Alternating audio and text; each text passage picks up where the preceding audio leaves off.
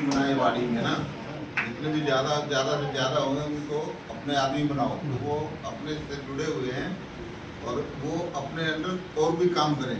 तो उनको किसी तरह की कोई प्रॉब्लम आती है वाड़ी में, तो हमारे को सबको लुआने की बजाय एक आदमी आए कि हमारे को ये प्रॉब्लम है, तो हम उसका समाधान करेंगे। कलेक्टर ऑफिस में जाना है, एसडीएम में जाना है, या किसी तहसीलदार के पास जाना है, तो उसके जाने के लिए आप लोग हमें बताएंगे तो हम आपके साथ चल के आपका काम करेंगे, ठीक है।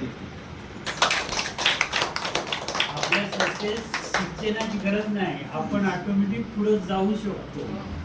आपणच अपनी इतनी ताकत है, हम जा सकते हैं, ऐसा कुछ नहीं है। कुछ प्रॉब्लम हो तो बताओ, उसका समाधान किया जा सकता है। अब सबसे बड़ी प्रॉब्लम हमारे पास रहने के लिए जगह नहीं है, उसके लिए हम बहुत लड़ रहे हैं कि हमारे आदिवासी समाज को रहने के लिए जगह दो। वो जो झोपड़ी में बैठे हैं वो दूसरे की किसी की जमीन है, हमारे पास जमीन, हम आपके पास जमीन अलॉट है किसी का नहीं है ना, किसी की जमीन में हम बैठे हैं।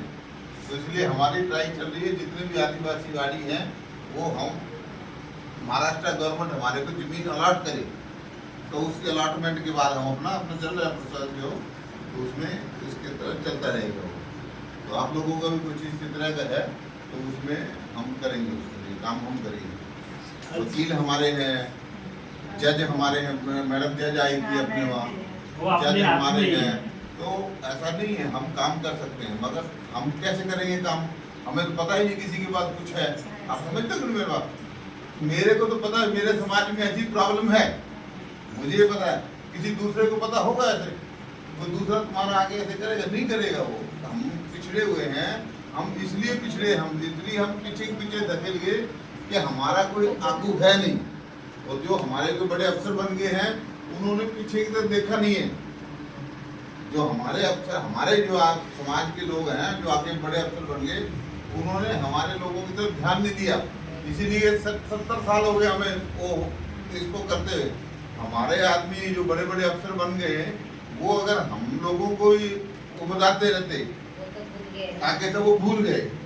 ये हमारी दिशा खराब इसलिए है कि जो हमारे ही लोग हमारे पे अत्याचार करते हैं, जबकि हमारी बात वहाँ जाके बताना चाहिए उनको कि मेरे लोग कितने परेशानी में है, कितने दुखद जीवन व्यतीत कर रहे हैं, ये लोग नहीं बताते हैं।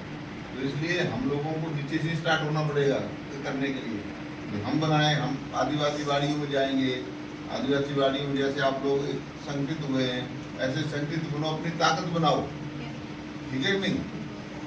यहाँ के ग्राम पंचायत के इलेक्शन होते हैं, अपने मेंबर बनते हैं, वहाँ अपनी भागीदारी दिखाओ, हम होने चाहिए वहाँ। जब हम वहाँ होएंगे तो हम कुछ अपना कर सकते हैं ना, जब हमारे लोग ही कुछ नहीं होंगे। हम लोग भागीदारी तो दिखाते हैं, दूसरा फायदा दूसरा उठाता है, फायदा भी उठाता है और दबाता भी है। वो दबाएगा इसीलिए कि हम संगठित नहीं है, हम संगठित नहीं है इसलिए दबाते हैं लोग। अगर आप नारंगी में अगर 2000 घर हैं, 2000 घर अगर नारंगी में हैं तो उसमें से 1000 घर हमारे होंगे, 1000 लोग हमारे होंगे, मगर ये है कि हमारे जो 1000 लोग वो बटे हुए हैं कई लोगों में, उधर 1000 हम 1000, मगर जो हमारे 1000 है ना वो बटे हुए हैं 20 में। 1000 में हमारे 200 आदमी हैं, 5 जगह पे बट गए, और वो 1000 आदमी जानते वो 2 जगह बटे तो 500 हो गए नहीं। आजकल तो वोटों का खेल है, जिसके ज्यादा उसके राज है।